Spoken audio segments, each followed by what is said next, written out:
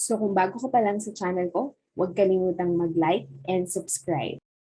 So for today's video, pag-aaralan naman natin ang nouns at ang singular and plural forms nito.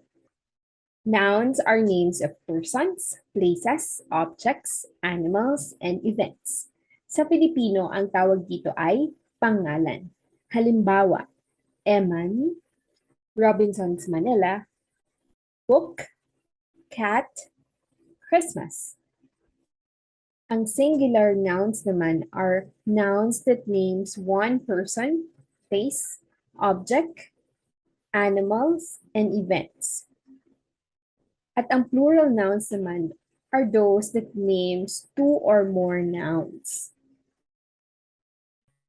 To make regular nouns plural, mag-a-add lang tayo ng S sa dulo ng bawat salita. Halimbawa, cat, cats, book, books, house, houses.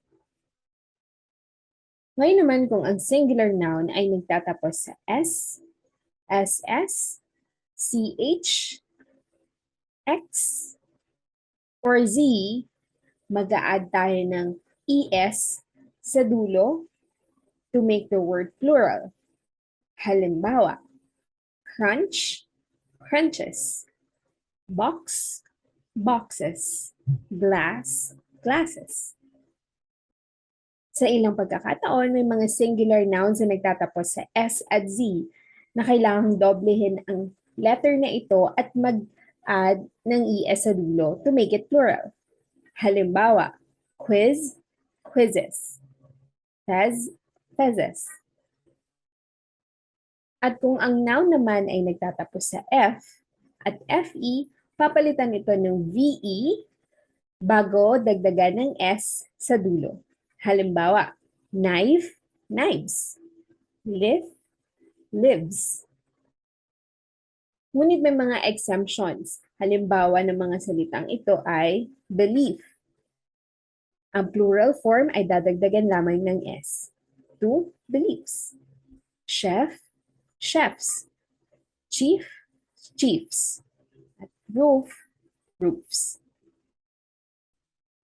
Kung ang singular noun naman na nagtatapos sa Y at sinusundan ng consonant letter, tatanggalin natin ang Y at papalitan natin ng IES sa dulo para maging plural ang form nito.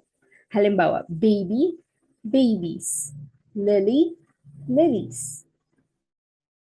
Kung ang singular noun naman ay nagtatapos sa vowel at Y, magdadaglag lang tayo ng S para maging plural ang form nito. Halimbawa, toy, toys. Bay, bays.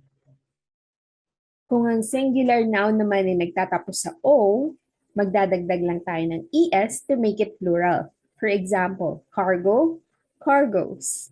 Echo, echoes. Ngunit may mga exemptions din tulad ng mga salitang photo, photos. Piano, pianos. Kung ang singular noun naman ay nagtatapos sa US, tatanggalin ng US at papalitan ng I para maging plural ito. Halimbawa, alumnus, alumni. Cactus, cacti. Kung ang singular noun naman ay nagtatapos sa IS, papalitan ng IS ng ES to make it plural. For example, analysis, analysis. Ellipsis, ellipsis. Kung ang singular noun naman ay nagtatapos sa ON, tatanggalin ang letrang O at N at papalitan ito ng A para maging plural.